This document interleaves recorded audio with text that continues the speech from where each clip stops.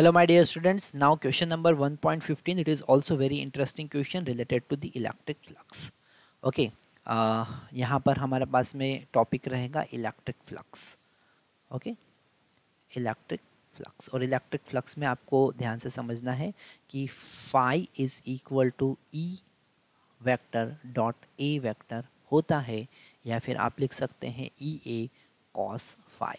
क्या लिख सकते हैं? E A cos phi, cos theta, sorry cos theta. अगर किसी सरफेस से this is the A vector और इलेक्ट्रिक फील्ड थीटा एंगल पर पास हो रही है, this electric field making angle theta. Okay, तो यहाँ पर इलेक्ट्रिक फ्लक्स का फार्मूला हमारे पास में ये होगा, this is the surface. Okay, तो उसी से रिलेटेड हमारे पास में क्वेश्चन 1.15 है. ओके, 15 क्वेश्चन हम देख रहे हैं. चैप्टर नंबर फर्स्ट चैप्टर का इलेक्ट्रोस्टैटिक का एनसीईआरटी का 15 क्वेश्चन हम देख रहे हैं. क्वेश्चन है consider uniform electric field E is equal to 3 into 10⁻³ i cap newton per coulomb. Okay, 3 into 10⁻³ i. तो यहाँ पर electric field 3 into 10⁻³ i cap newton per coulomb X axis के अलॉन्ग गिवन है. What is the flux of this field through a square of side 10 centimeter on a side whose plane is parallel to the yz plane. Okay, तो यहाँ पर अगर हम 3 axis consider करें, ये है हमारा एक्स एक्सिस, ये है हमारा वाई एक्सिस, और हमने यहाँ मान लिया जेड एक्सिस. ओके, और एक प्लेन अगर हम यहाँ पर प्लॉट करें जो कि वाई जेड प्लेन के पैरेलल है.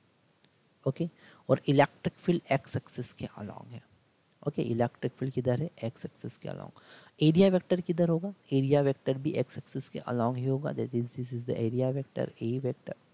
ओके, तो यहाँ पर थीटा का वैल्यू 0 डिग्री हो जाएगा. अगर हम फ्लक्स की बात करें, क्योंकि हम यहाँ पर first part A part solve कर रहे हैं.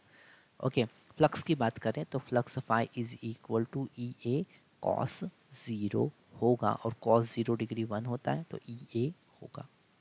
अगर हम एरिया की बात करें, एरिया फाइंड करें, तो एरिया कितना होना चाहिए? स्क्वायर का एरिया साइड का स्क्वायर होता है. ओके, और साइड है यहाँ पर 1/10.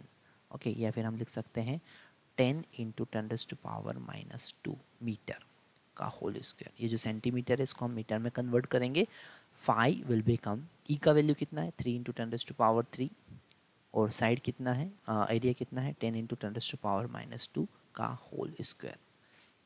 ओके, तो phi is equal to 3 into 10⁻³ into 10⁻, यहाँ पर हमारे पास में 10⁻⁻1 और उसका स्क्वायर 10⁻⁻2 बचेगा.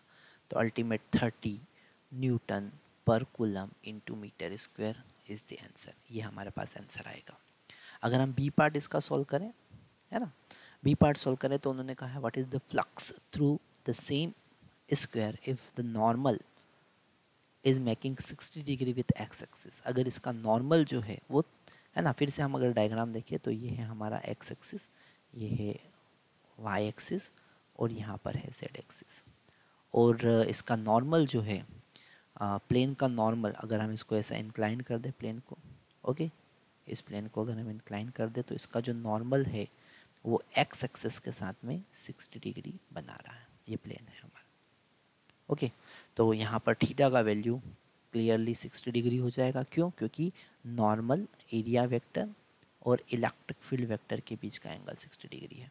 तो phi is equal to E A cos 60 degree.